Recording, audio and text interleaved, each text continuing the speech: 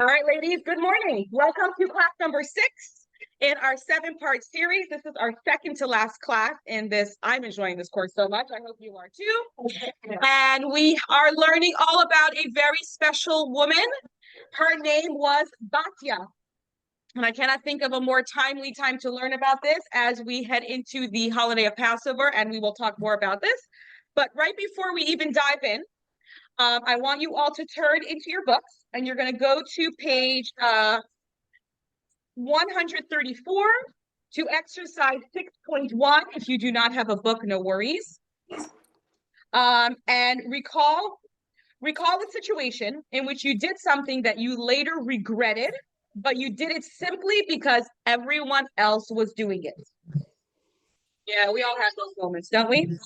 Identify the forces that influenced your decision and what might it have taken for you to resist those pressure to those around you.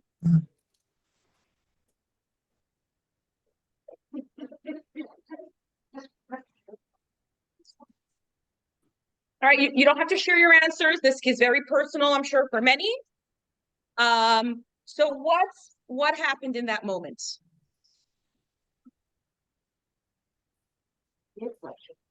Right. No, we know what happened when something happened with peer pressure. What happened, and what would it have taken for you to resist that? Even what I would do, I don't know. Okay, well, that's a very good answer. It's a very honest and real answer. That is true. Self-confidence. Self-confidence. I like that. Okay.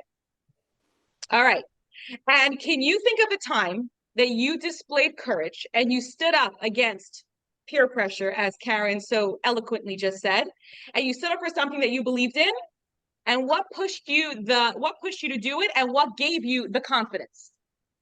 This is all just things to kind of put in your head. You know, we like to start every class like that. Ladies, can you hear me okay on the screen? Okay, good.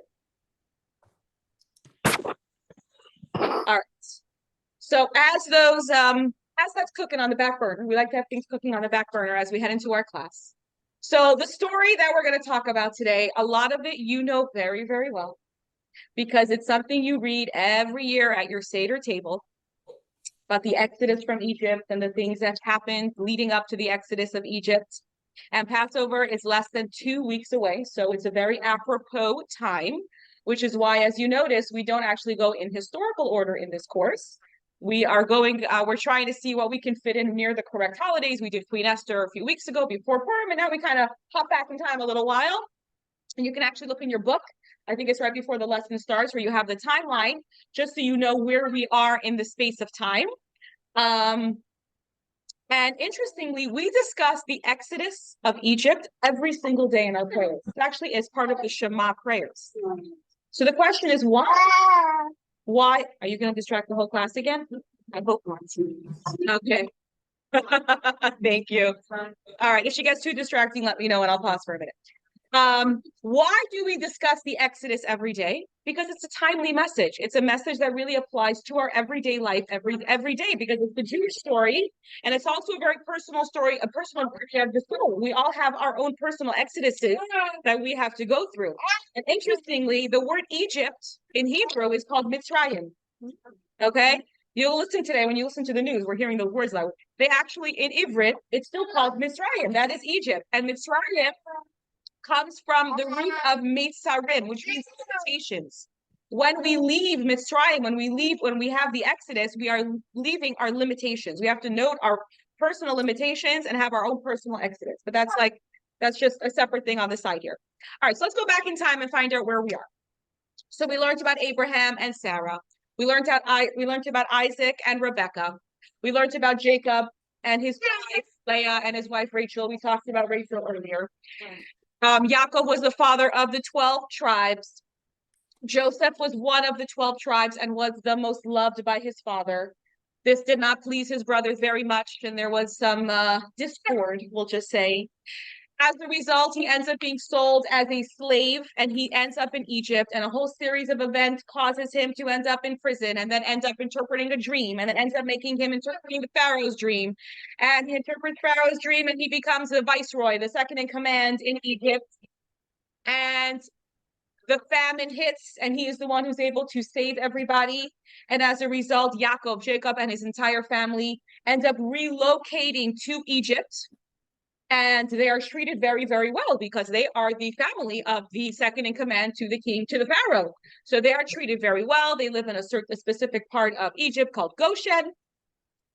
And what happens is that the Jewish people are very blessed. The Jewish tribe at that point, they're very blessed. They're doing well. They have good status. Life is good. And God causes them to multiply very well. It's said that some of the women would have 6 children at a time. So the nation of the Jewish people is growing, and it's growing rapidly. At the same time, there's different variations of opinions. Either it's a new pharaoh, or it's a new dynasty of pharaohs, or it's a pharaoh who decided that, now that the original generation of Jacob and his sons are not alive anymore, now we're dealing with descendants. Whatever the case is, a new face is in town, and he does not like these Jewish people living in his neighborhood. And he is concerned because he is concerned that this group of people is growing very fast and they could end up overthrowing him. He also does not appreciate that they have a monotheistic belief. They believe in one God. And in Egypt, that was not the way they lived. The Nile was a god, and guess who else was a god? Pharaoh himself. Right. He portrayed himself as a god. So you can imagine that the people who have the monotheistic belief is kind of a threat to his entire reason to live. And he was afraid that monotheism would spread. And he was also afraid that the Jewish people would grow so big that they could literally overtake Egypt, take all their wealth, yada, yada, yada. Mm-hmm. And so he made a plan that he was going to target the Jewish people spiritually and physically. And that brings us to page 135, just so everyone on our Zoom can hear. Read straight from the Exodus. He told his people, "See, the nation of the children of Israel is more numerous and mighty than us. Let us deal shrewdly with them so that they may not increase. Otherwise, in the event of war, they may join our enemies in fighting against us and ascend from the land." Excuse me. So they set taskmasters over them to oppress them with forced labor, and the children of Israel built garrison cities for Pharaoh, Pithom, and Ramses. However, the more they were oppressed, the more they increased and spread out until the Egyptians came to dread the children of Israel. Yeah. He's like, I don't care about that. We're all good here. All right. So what happened is that they said they have to deal shrewdly with these people. And so what they did was they started a volunteer project. And they said, we are building storage cities for our great and mighty Pharaoh. Anybody who would like, please volunteer. And of course, the Jewish people, they're always the first to volunteer, right? We've got good hearts, yeah. Mm-hmm. And so the Jewish people, minus the tribe of Levi, I might add, the tribe of Levi did not join. They said, our job is to study Torah, and they did not join. Actually, never were really enslaved because they never joined from the beginning. The other tribes joined, and from volunteer work became forced work, became forced labor, became slavery with taskmasters, like people overseeing them. And so a very harsh slavery happened. And the Jewish people built these cities, their storage cities, it's called Pithom and Ramses. And the more they oppressed the Jewish people, the more they grew and they grew and grew. And this phase lasted about 30 years. And seeing that the Jewish people weren't curbing, seeing that this forced labor wasn't stopping the rapid growth of this nation, they gave them even harder work. It says they gave them backbreaking, demoralizing, and unusual labor. So there are a few interpretations. One of them I've heard is that they gave the men women's work and the women men work. And think of it like this. We all have things that we're good at, right? Everyone, we all have our strengths and our weaknesses. Like, I'm terrible at that. It's really not my thing. Like budgeting, accounting, it's just not my thing. Imagine someone gave me that job to do all day. I would come home like finished beyond belief. But if someone gave me a job that I was good at, probably come home invigorated, right? Because we love what we do. So they gave them work that was against their nature. Meaning it's not in a man's nature to do what a woman does, and it's not in a woman's nature to do what a man does. And they gave them unusual things. And in all of this, hello, my dear, pull up a chair. In all of this, a little girl is born to her parents, Amram and Yocheved, who we'll talk about in a minute, and they name her Miriam. And what does Miriam mean? Miriam means bitterness because she was a symbol. She was living in that time of the bitterness of exile. And 4 years later, her brother Aaron was born. But it's still not working because the Jewish people are still strong and they're not shrinking. They're still growing. And at that time, Pharaoh's astrologers saw in the stars that the Redeemer of the Jewish people will be born and his end will come through water. Now we know that Moses, and did come through water because he hit the rock with the water. We know that now, but at that point, that's what they knew. And so Pharaoh came up with a new decree. We're not up to that yet, but we'll give it to. He came up with a new decree that all baby boys should be killed and all baby girls should be raised in the Egyptian way of life. We're going to kill them or assimilate them. That was the plan of all of these babies. And Pharaoh calls the midwives at that time. The midwives' names are Shifra and Puah, aka or otherwise known as Yocheved and Miriam, who is the mother and sister of Moshe that has not been born yet. They were the head midwives in Egypt, and they told them that when you come to assist a woman in birth, tell her she had a stillborn. The baby, kill the baby. And of course, they did not listen. And when he called them back, they say, listen, these Jewish women, they're very strong. By the time we get there, they've delivered their babies themselves. And Pharaoh's plan to demoralize them was not working, even though at that point the men were exhausted, the women were exhausted, and they were also exhausted mentally. This is a very hard thing to have all their children being killed. And it says that the women made a very, very great effort to keep the continuation of the Jewish people going. So it says that the women would come at the end of the day, their husbands were exhausted. They didn't even come home. They would sleep in their work sites because they had to be near their work sites. And the women would come and they would bring food for them and they would bathe themselves, or they would bathe themselves and bathe their husbands. And they would say, look at me, look in the mirror, look how beautiful I look. And they would entice their husbands to be with them. And in that way, they created the next generation of Jewish children. Could you imagine the sacrifice it took, knowing that your child probably will not grow, will not live? And they did this anyway. And wait till I tell you, some of you may know what happens to those special mirrors that they use to entice their husbands. And these women invested in the Jewish family. They invested in the Jewish future. And we have to thank them because we are here today. And the astrologers tell Pharaoh that this Redeemer will come about through water. And so he makes a new decree that don't just kill them when they're born. And obviously that wasn't working because they said they came too late. Any newborn baby boy must be thrown into the Nile. So we're going to go to page, We're going to go to page 136, text number 2. Then Pharaoh charged all his people, saying, every boy that is born you shall cast into the Nile, but let every girl live. So now we are going to drown every baby boy, and the girls will assimilate into Egyptian society. And Amram, who's the Jewish leader at that time, he is actually a grandson of Levi, who was one of the tribes. He sees what's happening, and he sees that he does not see a future for the Jewish people. And in desperation, he and his wife separate. And all of the Jewish couples follow suit, and they all separate. They say, we are not going to continue having children if this is their fate. It is too terrible. It is too painful. We will not do this. And that is what happened. All of the men and all of the women separate from each other.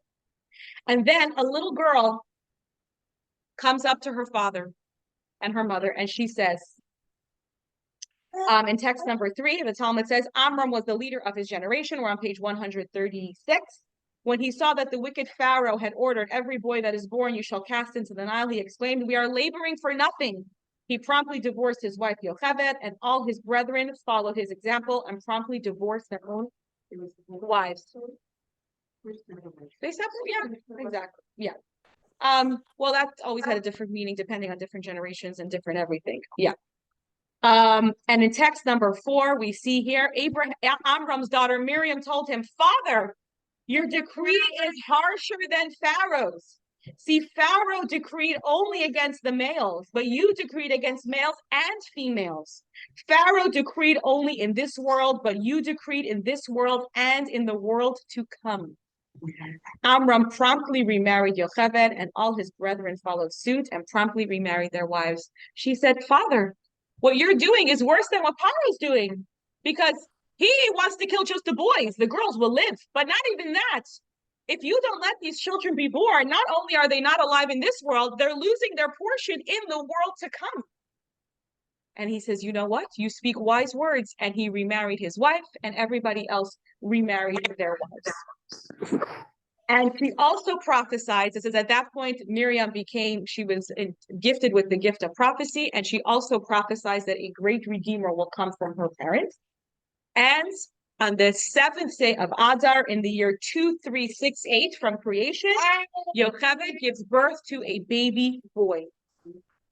And it says when he was born, the house was filled with light. Now, what was happening at that point is that when a woman would give birth, the baby boy was meant to be thrown in the Nile. The question is, how do you find these babies, right? You have a lot of people. How do you keep track of who's who? And so it says the Egyptians would keep track. Number one, they would track a woman's pregnancy. So they knew that when she was due, they would come to the house to see what she had. And they would also bring babies with them, because what happens if a baby hears another baby cry?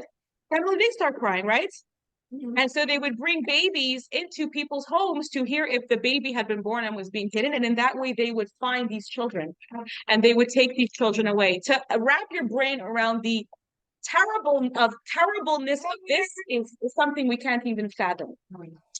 So Yocheved, there are different opinions. Yocheved either gave birth premature, 3 months early, to a baby boy, or she happened to already have been pregnant when her husband separated, and they only started tracking her from when she remarried. But regardless of the fact, Moshe was undetected for the first 3 months of his life. They were able to hide him for the first 3 months of his life.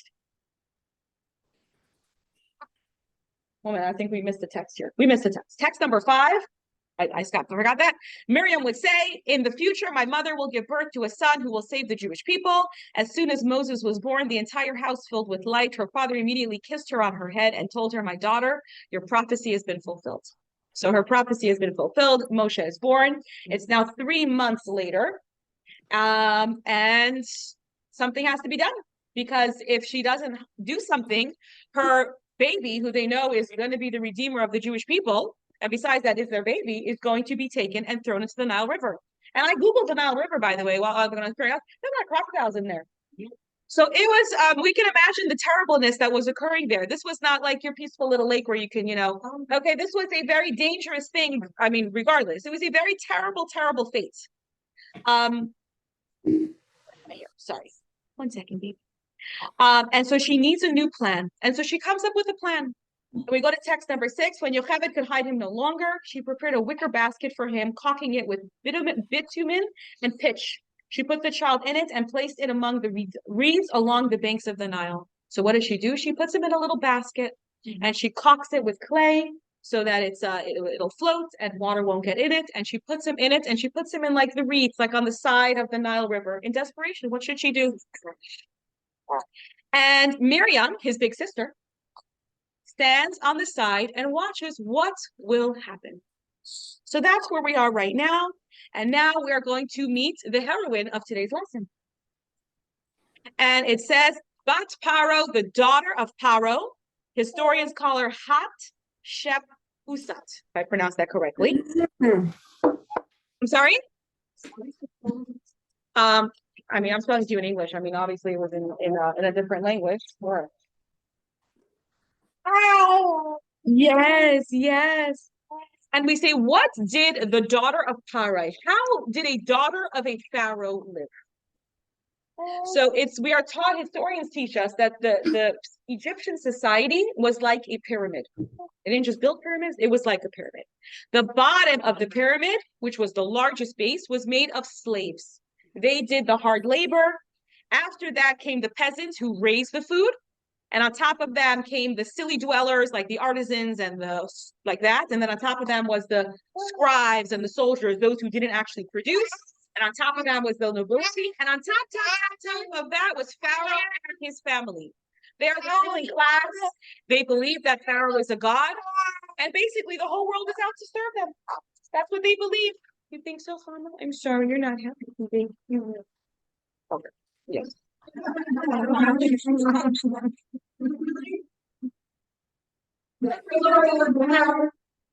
They didn't do that. All right. All right, we're distracting from the lesson.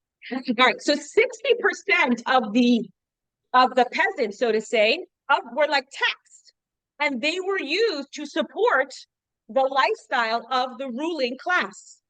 And so they really like imagine Pharaoh's daughter had no connection to anybody underneath her. She was like living in the lap of luxury. Everything was good. She was taught that her father's family was the best. Everything was made to serve her. Everything was beautiful. Everything was good. So you can imagine living in that kind of environment. And also at that point, the national mindset was all Jewish babies are being killed. So that is the mindset. They're in the middle, literally, of doing a genocide. They are killing the Jewish people. I know, I know. Come, you want to go like this? You want to go like this? Oh, now you want to eat. Okay. I tried feeding her before. She's just a little cranky. Okay. Let's give her a cup. Okay, here you go. So if we go to text number 7 on page 139, Pharaoh's daughter came down to bathe in the Nile while her maidens walked along the Nile's edge. She spied the basket in the reeds and dispatched her maid and took it. She opened it and saw him, the child. Behold, a lad was crying. She had pity on him and exclaimed, "This must be a Hebrew child." So she's going to bathe in the Nile. This was before the time of modern plumbing. And that is where you bathed. And she was going and she hears a baby crying and she gets this baby and she sees there's a little baby in there and he's crying and she goes, "Oh, this must be a Jewish baby." Now, what would a princess whose father made this beautiful decree, what should she do? Let him go, right? Dad said, "This is what's happening. We don't like these people. They're bad. They're subhuman. They're like slaves." That's what should have happened. And if you'd like, I'm not going to read it out loud because I want to keep to the confines of the lesson. But if you read later on, text number 8 actually gives a glimpse into what a pharaoh's. Oh, let me just get her dad to come get her.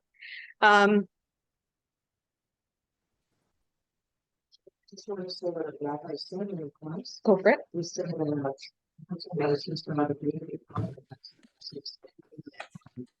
We're getting there. We're getting there. We're getting there. We're getting there. Thank you, Sugar. Yep. All right. Okay, where her dad's gonna come get her in a minute, hopefully, and I'll rock her to sleep. And that we can. What? Sorry, Sheila?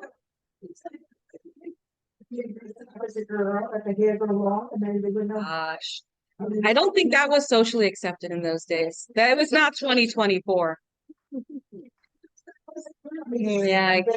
Well, let's see what happens. Let's see what happens. All right. So if you ladies would like, a little bit later on, you could read text number 8 to see what the national mindset was. I mean, what the life of a pharaoh's daughter was like.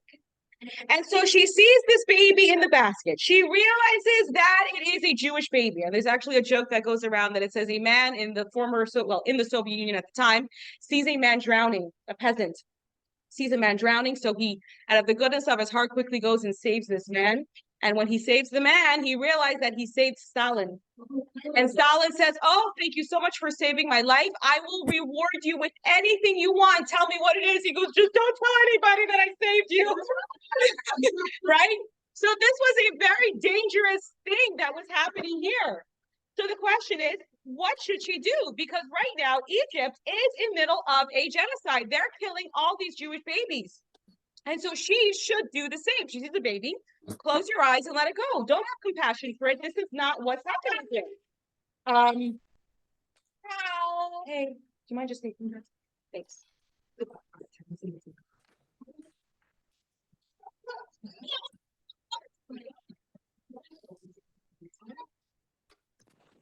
She just needs to be rocked a little. All right. What? She needs to be, within 5 minutes, she'll be asleep. Yeah. And so when her maids see what's about to happen, that she wants to save this baby, we go to text number 9. And when they saw that she intended to rescue Moses, they objected. Our mistress, according to universal protocol, even if everyone on the planet ignores the decree of a mortal monarch, at least his children and the members, of his household observe it. You, however, are violating your own father's decree. So they're telling her, how can you do this? This is violating everything that you stand for. You are your father's daughter. And so the Talmud shares with us that actually Baya had begun questioning everything about her life, about the idol worship, about the whole way the whole Egyptian society was going. And she had actually gone to the Nile to sort of immerse herself like in a mikvah and to reject idol worship. And she was really, at that point, embracing a monotheistic belief, which is the belief in one God. And in that moment, the Nile was like transformed when she did that. So Moshe was like in the reeds, like imagine at that point, his basket floated into the Nile. And so she no longer was buying into her father's model of society. She saw a Jewish baby and she actually felt compassion towards this baby. And the maids were like, we're not helping you. You kidding? They're going to kill us. And so they didn't help her. And so she reaches out, like Sharon said, she reaches out, but she can only reach so much. But it says that because she reached out, Hashem helped her with the rest, even though she couldn't realistically reach the baby, and Hashem helped her with the rest, and she reached the baby. And so I bought the baby. Can I get those on Amazon?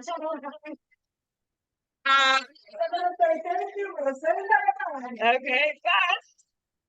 We're gonna pass these around. I got you little stretchy hands. Okay, so you're taking pass. Taking pass.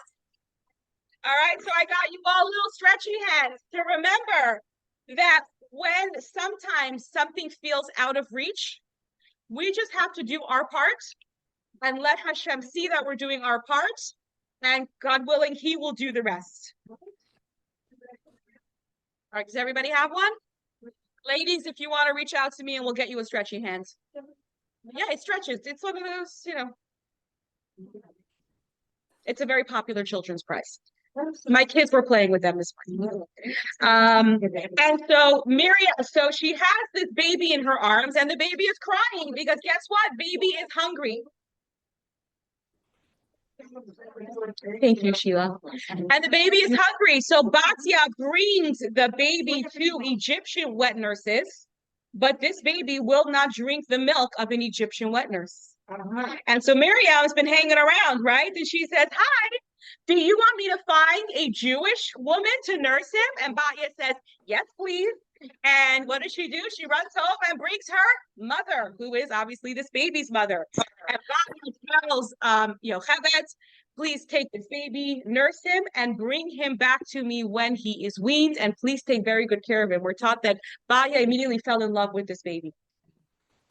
And so thank God Moshe is able to return home to his mother, to his house, and he stays there till he is weaned. There's different opinions for how many years that was, but he stays home until he is weaned. And then he is brought back to the palace where Batya raises him like her own. She loves him and raises him like her own. And she names him Moshe because Moshe comes from the root Kimin Hamayim Mishisuhu, which means I drew him out of the water. And interestingly, if we look throughout the Torah, we actually find that Moshe had about 10 names. But the Torah refers to him by Moshe, the name that his adoptive mother gave to him. That is the name that he is referred to the entire time. Yes. Were not faithful to the Pharaoh. They didn't report what they knew about it. It seems Pharaoh knew about it as well, because as we learn later, we're not going to discuss it in this class, but as we learn later, and tell Pharaoh that he saved the Jewish child. I'm going to assume, because we learn actually a little bit later, we have that story with the coals and the gold, where he's sitting on Pharaoh's lap. So Pharaoh knew that his daughter probably decided she wanted to have fun and raise a baby. I think he kind of, so I don't think it was a hidden thing, but I guess he let her. In the beginning, that was. Well, this was like in the moment as it's happening. I don't know. By telling the king or? It's a good question. I don't know. Yeah, it's a good question. I don't know. And so it's possible. It's a good question. I don't know. Okay. And so he is always referred to as Moshe, the name that his adoptive mother gave him. And if we go to text 10a, which is on page 142, it says here, God told Batya, Pharaoh's daughter, Moses was not your son, but you selflessly called him your son. Similarly, you are not my daughter, but I will call you my daughter. Batya literally means daughter of God. It is therefore stated regarding Pharaoh's daughter, these are the children of Batya. Her name is a composite of Batya, God's daughter. And if we go to text 10b, which is on page 142 as well, God told Moses, of all the names you have been given, I will call you only with the name this Batya, Pharaoh's daughter, gave you. So she is like his second mother. She loves him very much, and she raises him in the palace. And interestingly, in the Talmud, she's given another name called Yehudiya, which means someone who repudiates idolatry, someone who gave up idolatry. Yes, she does. Yeah, she actually becomes part of the Jewish people, as we'll talk about very soon. So if we go to text 11, we see here, God's calculations are profound. Who can fathom his secrets? For he alone orchestrates events. It is entirely possible that God orchestrated events so that Moshe would be raised in a royal palace, enabling his spirit to be exalted through advanced study and sophisticated practices. He would not grow up with ordinary or base spirit due to being raised in the home of lowly slaves. Moshe indeed demonstrated such nobility. He was moved to eliminate an Egyptian to prevent him from completing an act of fatal violence against an innocent, defenseless slave. And he similarly rescued the Midianite girls from shepherds who were acting violently, attempting to water their flock with water that the girls had drawn. There is another consideration. Had Moshe been raised among his people, and had they known him from his youth, they would not have treated him with awe, because they would have considered him one of their own. So we see that Hashem is orchestrating all of this, that Moshe needs to be raised in a palace with nobility and education that you get when raised in a palace. Go ahead. Yes. Yes, he does. Up to Midian, exactly. And text number 12. And has children. Yes, Zipporah. Right. Mm-hmm. That's exactly the name. Right. Lynn has listened very well. I was going to say, that is very impressive. Tell you, first of all, on Netflix, there was the Testament of Moses. It was excellent. Okay. It comes in 3 parts. How accurate was it? I watched it all 3 parts, and we learned this on this Testament of Moses, that he went and he married a Midianite woman, and I never knew that before. That's why I'm doing it, because I saw it, and I highly recommend it. Whether it's accurate or not, as accurate as you would like, you will still benefit from watching it. Okay, yeah, so Moshe actually does go, yes. All right. 3 parts, and I also learned that his stepmother, Betsy, leaves when he does the Exodus. She goes with him, which I never knew before. Okay? We're getting there. Okay. Yeah, beautiful. This was not Charles Heston. So, and also, I want to say one other thing. Uh-huh. It was done, as a movie, and there were explanations from all the religions, Interesting. including somebody from the Quran, because the Quran has Moses. Mm-hmm. Yes. They had Christianity, Jews, and everybody from all the religions. No. Explained Mm-hmm. this, and it was just very interesting. Okay, And good to know. I highly recommend it. I know maybe you say it wasn't as accurate as the Bible, but you know what? I learned a lot of things about Moses that I never knew. Okay, thank you for sharing. All right, good to know. All of you want the Testament of Moses. Okay, thank you very much, Lynn. All right, so we go to text number 12 on page 144. And we see here the Lubavitcher Rebbe writes, it was specifically Pharaoh's own daughter who withdrew Moses from the Nile's waters. It was specifically in the home of Pharaoh, the Egyptian king, that Moshe was raised. This was all arranged by God to give Moshe the power to consequently shatter Egypt's evil forces and idolatrous powers and to extract the Jewish people from the grips of that evil. So Moshe needed to be raised by Batya in the palace, meaning like the height of the whole Egyptian everything. And we learn a very important lesson here from Batya. And in one word, that really is rebellion. Sometimes the word rebellion gets a very negative connotation. But let's talk about that. Who else has a name to mean rebellion? Miriam also means rebellion besides bitterness. And interestingly, cool twist. Let's see if you know this, Lynn, from I don't know if they had that in the Netflix video. What is it? Batya leaves Egypt with the Jewish people, but do you know who she marries? Joseph. Joseph. Who does she? No, Joseph's not alive at that time. Joseph has been long dead for that time. Batya's daughter. No, you're thinking of a different situation. Who married Joseph? That's Dina's daughter. I can't. Who does Dina's Batya daughter. marry? Yeah. Batya marries a man named Caleb. Caleb. Who is Caleb? Caleb is one of the 12 spies who were sent to check out the land of Israel. And when those 12 spies came back, if this is going over your head, that's totally fine. This is just an interesting piece of information. When the 12 spies came back, 10 of them gave a very, very, very negative report. But 2 of them, Joshua, who would lead the Jews into the land of Israel, and Caleb, gave positive reports and said, no, this is a beautiful land. He also rebelled against the majority. And he and Batya do marry. Oh my God. I did not know that either. I learned something new for this class.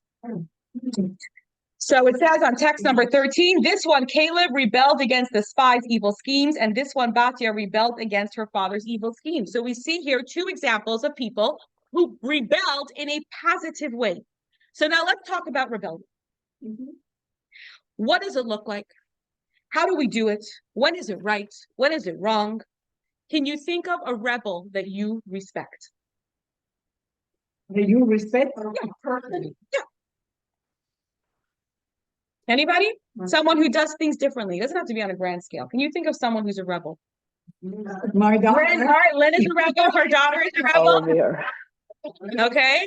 Paul Revere. We wouldn't have a country. All right, Paul Revere. that's all. Okay, Paul Revere. We're getting. You know. Anyone else? I rebelled my physician who wanted me to swallow the isotope. And I said, no, I rebelled. Okay, she says RBG. Very good, Ruth. Yes. Anyone else? With my parents. Yes. was younger. Yes. She really against all odds. Exactly. So we can say here, so we can, in World War II, when Germans or other people hid Jewish children, they were rebelling. They were going against the law, right? Okay, so to say, they were rebelling. They were going against the law, but they were rebelling in a positive way. So the question is, in today's world, how does that work? And so I'm going to pass this around. I think we have enough for everybody. Take and pass. I'm going to read it out loud. Actually, I'm going to show it to you ladies over here. So I'm going to read it on the top and then I'm going to show it to the screen. It says, do I conform? In each area, rate yourself on your level of conformity in mindset or behavior with the society that you live in. So we have 3 options. Did you get one? All right. Here's the 10th one. I'm going to share. Oh, if you don't mind, because I want to read it out loud. It depends on the situation. Exactly. So we have here 3 options in every category. Strongly conform, somewhat conform, or do not conform. So the first category, if you'll notice, is clothing, like fashion. Do you strongly conform to the fashion trends? Somewhat, or not at all? Okay, check it off. Let's see, everyone's got their thing. What about when it comes to your vehicle? Do you drive the fanciest car? Here. Do you like to drive the coolest car, the most in car? Do you strongly conform? Do you somewhat, like, do you care what kind of car you drive? If we had a group of men here, they might change their thing. We're not so into our cars, I think. That's my mindset. I'm not so into the cars. All right. Exactly. As long as it's working is the general mindset that I roll with. What about religious practice? Do you strongly conform? Do you somewhat conform? Do you not conform at all? Oh, here's a tough one. Are Are you very into, meaning do you follow the masses? Do you list like when it, let's say for example, when it comes to fashion, when you see the fashion show that happens, religion, are you very strong in your religion? Are you somewhat? Or the next one is your ideal body shape. Do you try to strongly conform, somewhat, or not at all? What about your college education? Do you believe that it's a very, very important thing? Is it a somewhat important thing or not such an important thing? Ah, we're getting a good answer. What about music? Do you follow the coolest music that's in today's world? Oh, yeah. Okay, but you see, exactly. All right, so but 35 years ago, were you very into music? The cool music that was like everybody was listening to? Somewhat? All right, opinion about the war in Israel. Do you strongly conform to the, sure. That's you to answer yourself. Who are you listening to?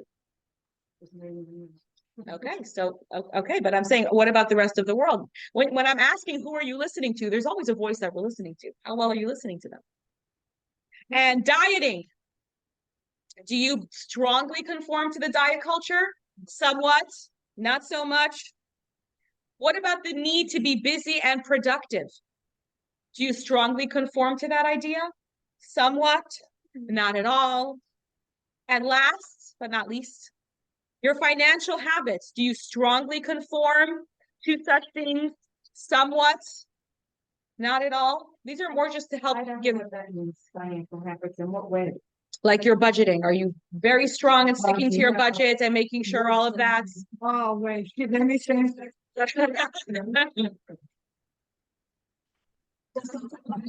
Okay. Making your money. All right, I'm gonna pass these around as well. Yeah, that, yeah. All right. So while you have that, just, we added it to the pot to simmer in your brain, as we had at the beginning of the class as well. You see where we're heading here. There is enough. It's one page per person. They're back to back. Oh, that one's not, but the rest of them are. They're back to back. Yeah, it's coming. It's coming. Everyone has one. And ladies on Zoom, I will read it out loud, of course. So interestingly, when we talk about conforming, there have been so many studies. And interestingly, there actually is a very famous study called the ASH study, for those who may have heard of it, where they called a bunch of college students into a room and they showed them a paper that had 3 lines on it of different sizes. And then on the other side of the paper, they put a line. And they said, which of these matches that one? And then they said, it was very clear to the eye, like, oh, it was A, B, or C. And then they brought like 6 or 7 college students into the room. Let's say there were 6. 5 of them were paid actors, and 1 of them was not. And he thought that everybody else was not as well. And they went one by one and they showed them the same graph. And they said, here's these 3, and here's the one on the side. Which of these matches those? And all the 5 actors gave the wrong answer. And the majority of the time, the non-paid actor gave the wrong answer as well. There have been many studies done about this. Our human nature is to fit in. Human nature is just to go with the flow. And it's not such a big deal. Nah. And that's exactly what happened here. That is our nature. But interestingly enough, the Code of Jewish Law opens up with a very interesting sentence. Go ahead. Was an added evil in the society, the social media. Oh, yes. It's terrible. Yeah. That's called algorithms. Yeah, we gotta bless those algorithms. But there was a place for them. There's a place for everything. The beautiful thing is Hashem created the world 50-50. And it's our job to focus on, of course, there's a place for social media, of course, without a question. So I said, exactly. Oh, I didn't say it was a negative thing. It could be used as a very, I am on Facebook and Instagram, yep. I'm on Facebook with all my Cavalier groups. Yeah. ASCH, I believe. So it has its place. Of course it If does. it's misused. Of course it does. Of course. All right, so yeah, but that's a totally different tangent. All right, so for those who have the additional readings, we're going to reading 1, the Code of Jewish Law, where we get all the laws that apply to us as Jewish people, opens up with this sentence. Rabbi Yehuda, Yehuda son of Tema says, be bold as a leopard, light as an eagle, swift as a deer, and strong as a lion to do the will of your Father in heaven. Bold, and reading 2, bold as a leper means you should not be ashamed before people who mock you for worshiping God. Blessed be his name. It is not an easy thing to stand up to society, to be different. And I think today Jews feel that more than ever. It's not easy. Have any of you ever read or watched The Wave? The what? The Wave. The what? This was required reading and watching for me in high school. All right. Anyone on Zoom, have you ever watched The Wave or read The Wave? Okay. This was probably done in the 50s or 60s or 70s. It was a book that was turned into a movie. I don't know if I read it, but I definitely watched it. It was required reading. I'm going to give you the bare bones of it because we're going to do it in 2 sentences. There was a history teacher teaching his high school class about the Holocaust. And he was explaining to them what happened to the German population. And the students were like, it doesn't make any sense. There's no way this could have happened, that people were so taken over, like brainwashed. It doesn't make sense. It couldn't have happened. Like they couldn't understand how such a thing had happened. So he decided to do an experiment on them without them knowing. And so what he did was he first started with a club. And only the cool kids were in the club. And they had a certain wave and they had a certain uniform. And it was like a whole thing. And it started catching on. And it got out of hand very quickly. They beat up another kid who didn't fit.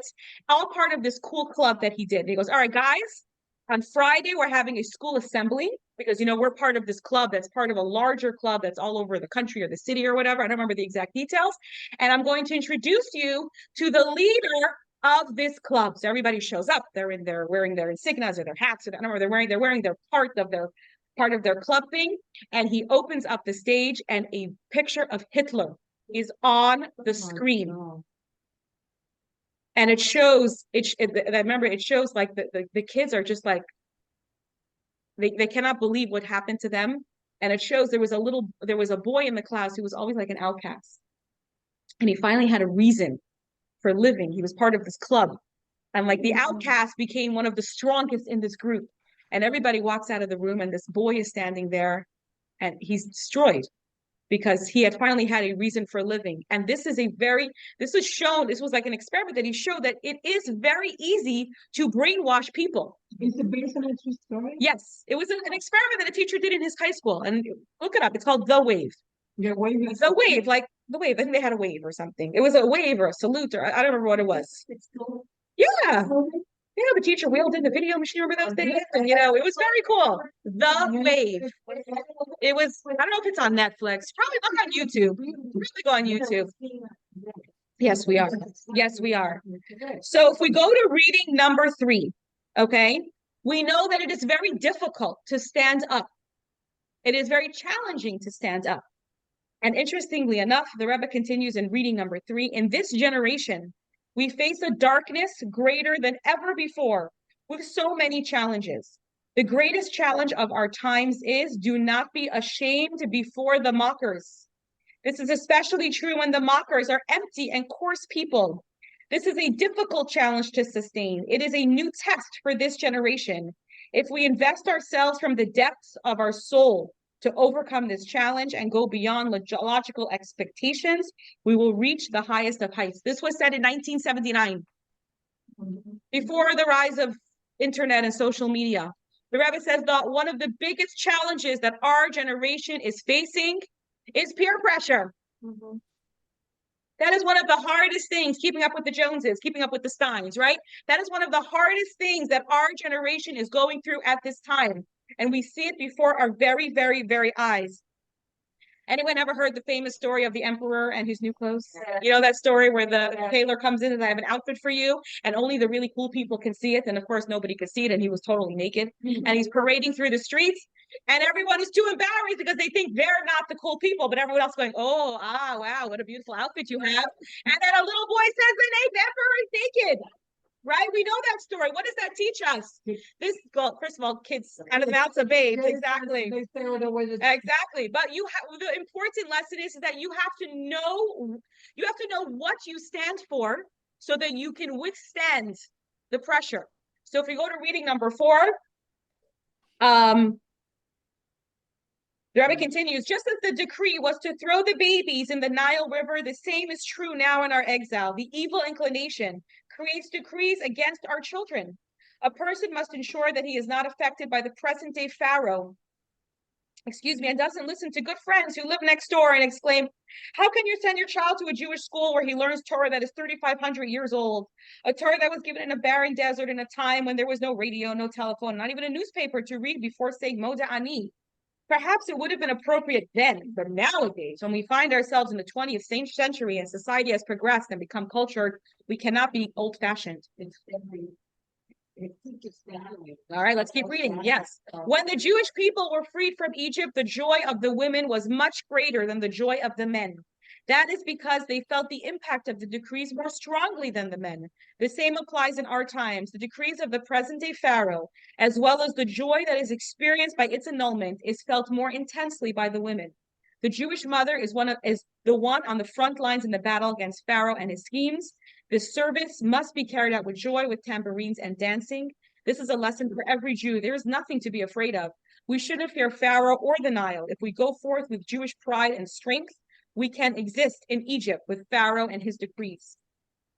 So we learn that the pain of the exile of Egypt was very difficult for the Jewish women, because the women were the ones who carried the children in them and birthed these children, and then these children were ripped out of their hands and killed. But yet they had faith. They kept creating new children and kept birthing new children, even at a time when the exile was so dark. And we talk about the mirrors that they used to entice their husbands. Do you know what happened to those mirrors?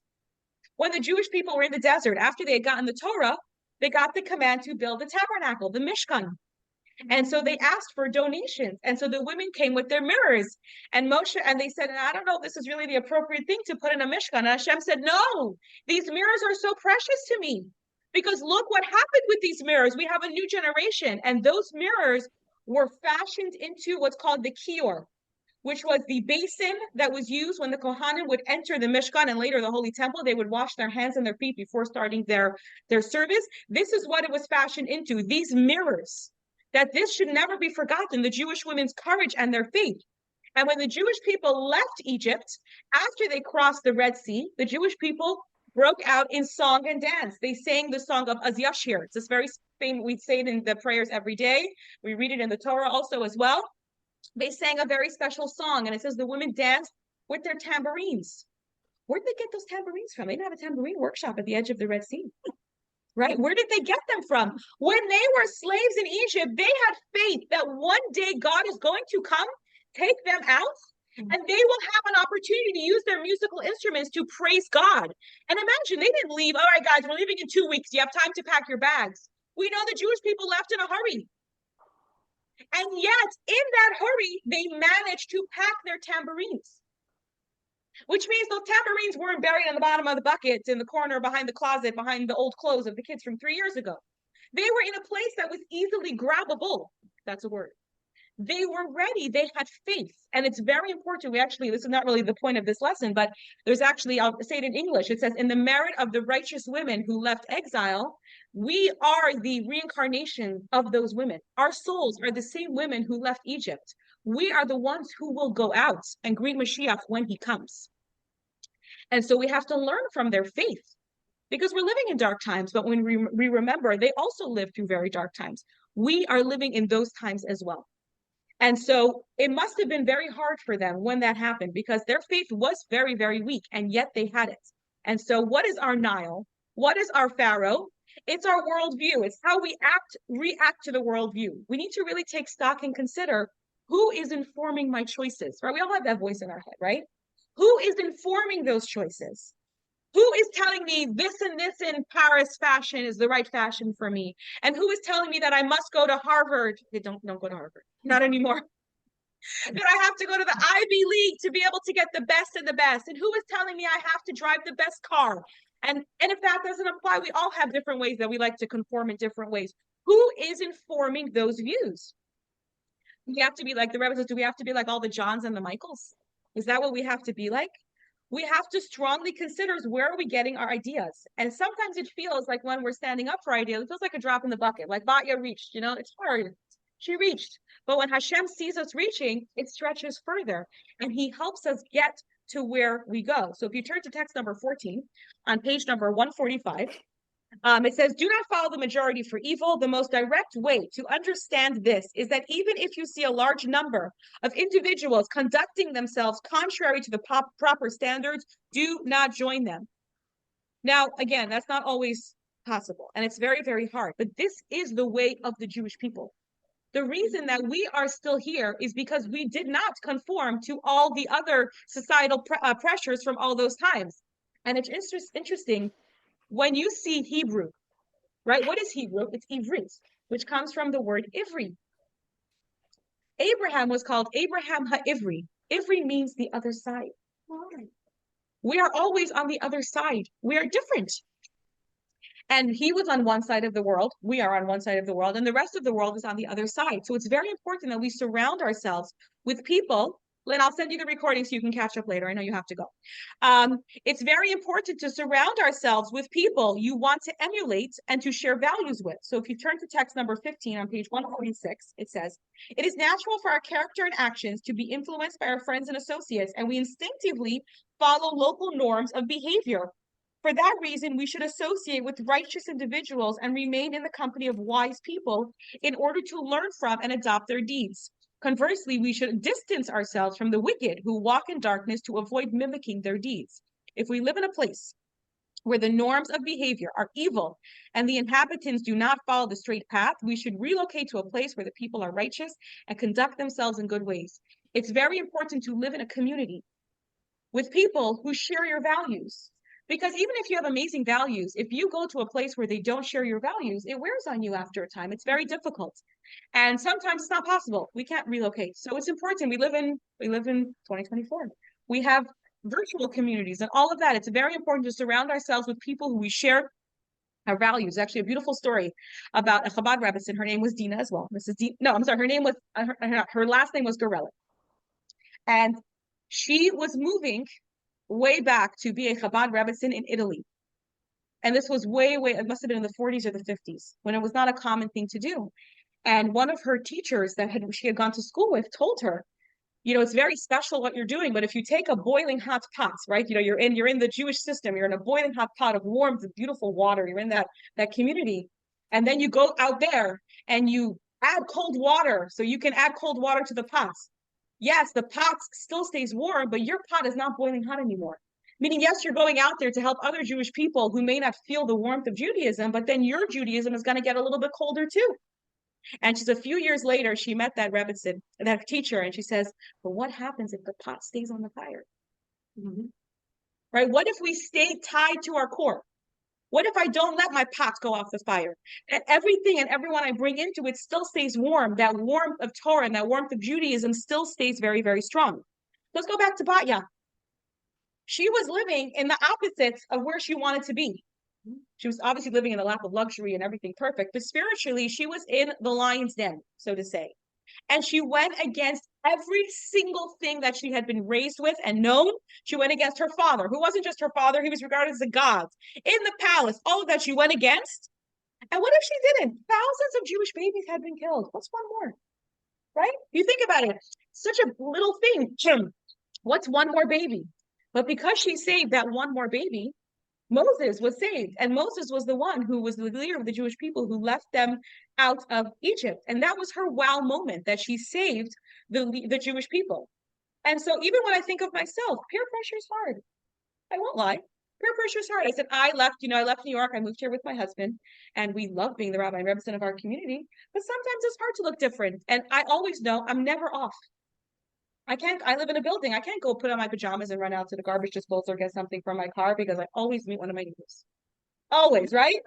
Always. I thought a few weeks ago I was out with my husband and I was in a really, really bad mood. Like I had a very hard day and he's like, let's go out, let's go out. We went out and I was like, we're sitting outside so nobody sees us and we're sitting in a corner.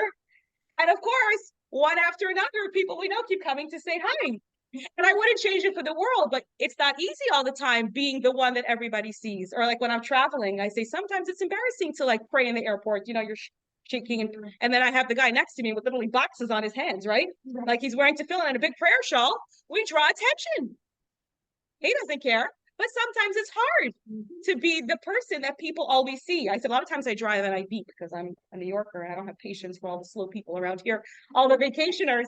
And sometimes when I'm traveling with my husband, I'm like, so beep. He goes, I can't. People see me. Like it's going to be someone that I know. It's not always easy being the one to stand up for your beliefs and knowing what is right. It's not always easy. And we all have our areas of places we need to do that in. But that's exactly what I need to do because I know where I stand. I know where my values are. And so it doesn't matter what everybody else thinks because I know what's the most important. That is what's most important to me because my values are instilled for me that the Torah is true and the mitzvos are true. And so that is my moral compass. So it doesn't matter what everybody else thinks. And so if you go to exercise 6.2, which is on page 147, we can now return to our opening exercise, reflecting on an instance in which we acted like those around us and later regretted not maintaining our own values. Think of 3 ways that reflecting on Batya's example could inspire you to make better choices in the future. So you can go back and use that moral compass that you have inside of you. How would you change it? You don't have to share it. It's just for you. You can think it. You can write it.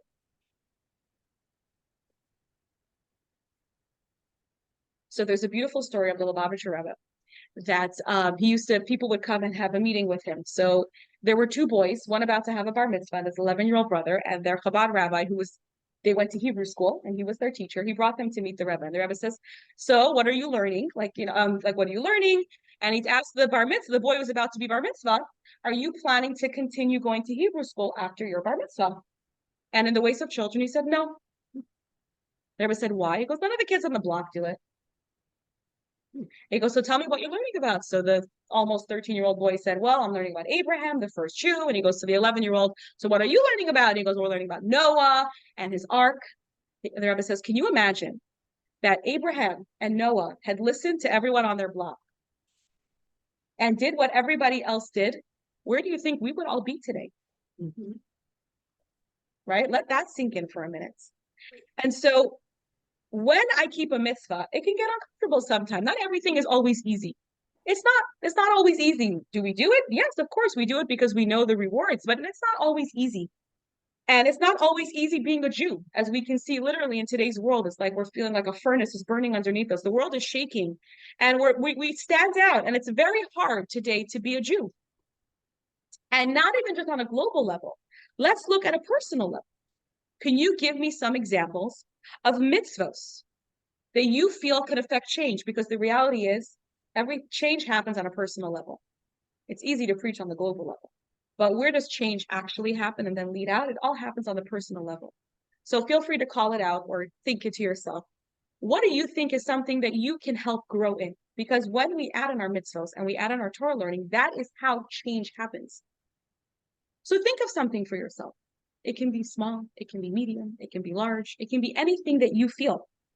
And when I keep a mitzvah, sometimes it's uncomfortable because my friend says, oh, why won't you go to the restaurant with me? You think you're better than me because you keep this in this kind of kosher? Or, oh, why won't you go out with me tonight because you're keeping a Shabbat dinner? What do you think? Sometimes it can get uncomfortable. I'm sure we've all had experiences where we had situations like that, where we're holding strong to what we believe is right, but someone who we really respect and like is like, come on, you got to keep up with the Joneses. Why are you doing that? And so we have to tell ourselves that even though sometimes it feels so like big deal if I don't eat a Shabbat, like, don't keep Shabbat tonight. Like it's 1 week out of however many there are in a week or a month, in a year. What does it make a difference? We have to know that Hashem loves us so much. We are like an only child to Hashem. And every little thing that we do is so important to him. We cannot understand the value of every good deed that we do. And so Banya did one little thing. She saved one baby out of thousands of babies who had been killed. But wow, did that make a huge difference? So what is one thing that you can do? Something very small that you can do, something to think about. We always like to finish every lesson with something to take home with you. What is something that you can do? And there's so many ideas. I'm happy to share any ideas that there is. Go ahead, Karen. I've always been considered a so-called election. Because even as a teenager, I didn't conform to the status quo. And that, as a young girl and as a young adult, that got me into trouble. And I'm not talking only about, religion. I'm talking about work, friends, peer pressure. And for some reason, I always stood by my convictions. And sometimes they were right, and sometimes they were wrong. Sometimes Hashem wanted me to be a little more. And I've learned. And I still am very strong to my beliefs and my convictions. And I'm very, very strong believe in her studies and the pipeline of what happens in life. You have to know what I am. I wrote a book 2 years ago. This was in my life that was very challenging and had very big struggles. I found the biggest thing unknowingly. It was my inner strength. I later found out was my spirituality and leadership then pushed me towards positivity and standing on my own and doing the right thing. Even though it was difficult, led to positive things. And this book, like what's been doing for others, I wrote this book, first of all, to very cathartic for me, but also to show other people that you can get through difficult time by having belief and by having strength and conviction in your own beliefs that what you're doing is right and fair. And you go from strength to strength, which is what you say in Judaism. Yes. So thank you for sharing that. Thank you. Sure. About this. So you saw the peer pressure at its height. When you said we could sometimes it's easier to come taking the easy way out becomes what happens. And it's something that it can always happen. Yes. It will always happen, even if you don't intend it to. I agree. As a parent now, I actually see that, and it's so important. Like as a parent, those are one of the things that we have to teach our children, which is hard. I think it's harder in today's world than it was because we live in a world where everything's easy. Like the world is easy, and also I think there's a lot of factors, but I think in today's world it's harder that we have to teach our children that good things don't come easy. Good things don't come because everything's very fast. Like we live in a world where we have to go very fast. Everything's very quick. We don't have time. We don't have patience. But it takes time to get to good places. And I think that's very important. Yes. And we have that hasn't been used today. Is a word that's out there that's bullying. Oh yes. And that's especially for young people. Yes, bullying is a very, very hard thing. Skills to stand up. Yes. When you're in high school, it's really hard. It's really, really, really hard. Yes. You took that from Yeah. Yeah. So like when my kids growing up, like you have to. I remember. Right. Pause for a second. I'm going to finish the lesson, and I'm going to stop the recording, and then we're going to continue this because it's a really great discussion, and I want to continue it. Let's just finish the lesson. So, like I said, ladies, I encourage you to pick one mitzvah. It could be I'm putting my cell phone down for an hour on Friday nights. It could be that I'm going to choose to have one item of food that I previously ate that I don't want. It could be that we're going to finish this discussion. And any small thing or big thing, that's up to you, obviously. Pick one thing that you can do to grow in your personal journey, because when we strengthen ourselves and we grow stronger in ourselves, that's how we are able to then, number one, be an influence on others in a positive way, and also hold strong in our own ourselves so that we don't bow to peer pressure. Globally, as Jews, we know what to do. We got to stand loud. We got to stand proud. That's for sure. On the personal level, it's actually sometimes even a little bit harder. And so we have to say, what am I going to do on a personal level? So let's just quickly review, and then I will stop the recording, and then I will leave the Zoom on so everyone can stay. We're on page 148, biblical narrative.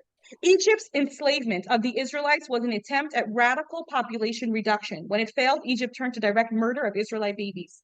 The genocidal ploy inspired mass despair. Many spouses separated to avoid giving birth to doomed children. One girl's prophecy of hope inspired them to resume marital life, which resulted in the birth of their liberator Moshe. Pharaoh's daughter Batya rescued Moshe despite her attendant's protest. They considered it outrageous for the king's daughter to violate the king's command. Number 4, Jewish tradition notes that her noble and momentous act earned Batya her distinguished Hebrew name, daughter of God. In addition, God chose to use the name of that Batya, provided the boy that she saved, Moses, throughout the Torah, and as eternal recognition of her role in saving and raising the Redeemer of Israel. And page 149, what are our life lessons? Jewish tradition promotes communal participation and values majority consensus. However, when the majority pursues an evil course, the Torah exhorts us, do not follow the majority to do evil. If you are confronted with pressure to conform to a negative aspect of your surrounding society, connect with a source of inspiration that can empower you to resist. An antidote to peer pressure is active efforts to influence those around you to live with positive values. And last, peer pressure can feel like an ethical dilemma between the imperative to support community with the imperative to behave morally. In truth, the latter must also always take the precedence. All right, I'm going to thank you so much for joining us today.